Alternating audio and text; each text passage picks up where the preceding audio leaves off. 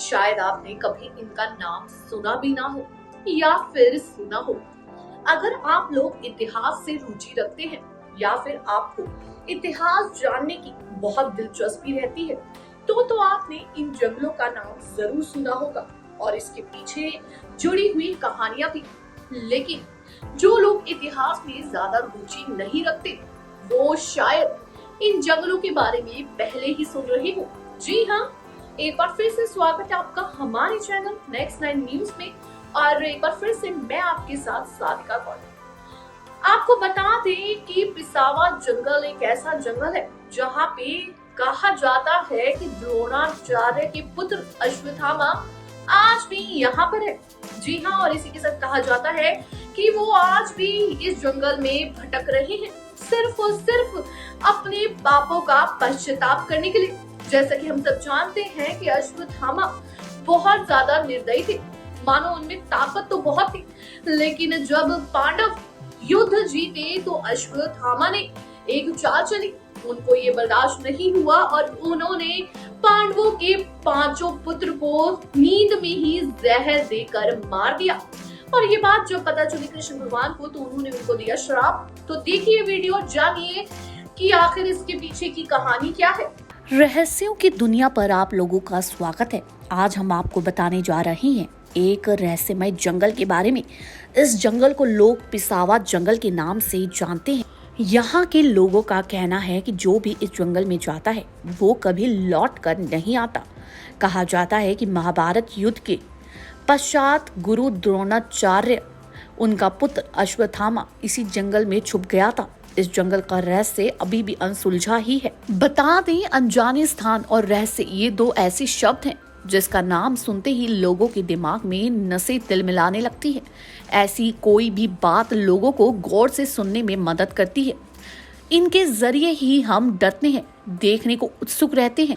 यही नहीं, आपने फिल्मों में भी देखा होगा कि कैसे डरावने भूतहा सीन में लोग डर जाते हैं। वो जंगलों में, इमारतों में अपनी जान बचाने के प्रयास या फिर ऊपरी चक्कर को खत्म करने के लिए भाग दौड़ करते हैं।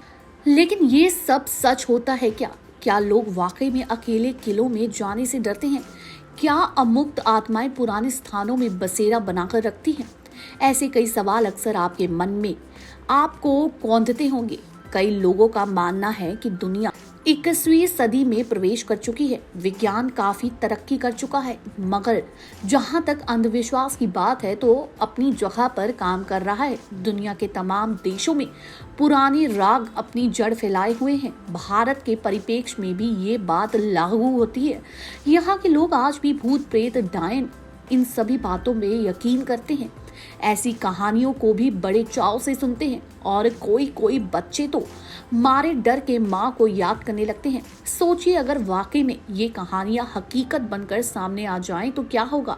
चलिए आपको बताते हैं ऐसे ही पिसावा फॉरेस्ट के बारे में। स्थानीय लोगों के अनुसार यूपी के मथुरा जिले के देहात इलाके में एक ऐसी जगह भी है जिसके अंदर घुसने के पर्यटकों का कलेजा कांप जाता है। कारण बताया जाता है यहाँ सर आवाज आती रहती है और रात में काला काला पर्दा सा छा जाता है। इतना ही नहीं, छाता तहसील के इस पिसावा नामक गांव के पास ये स्थान तरह तरह के पेड़ों, हिंस, करील और जीवों का बसेरा भी है। यहाँ हजारों की संख्या में बंदर रहते हैं। पुराणों में लिखा गया है कि महाभारत में जब युद्ध खत्म हो गया था तो आचार्य द्रोण के महाबलकाशी पुत्र अश्वत्थामा पांडवों की जय के बाद से जिन झाड़ियों में प्रवेश कर गए थे वो यही है। घुमावदार जंगल से इस स्थान पर शनिवार को यज्ञ होता है। बड़ी संख्या में श्रद्धालु यहाँ परिक्रमा करने के लिए आते हैं। बच्चे, बूढ़े और महिलाएं तो रोज ही मिल जाएंगे, लेकिन वो भी इन झाड़ियों के भीतर नहीं जाते।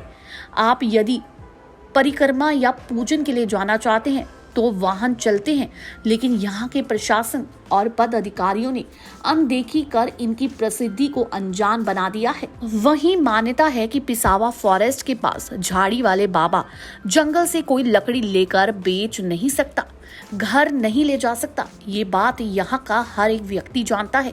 यदि भूलवश कोई ले जाने की कोशिश करता है तो उसका बुरा हाल होता है।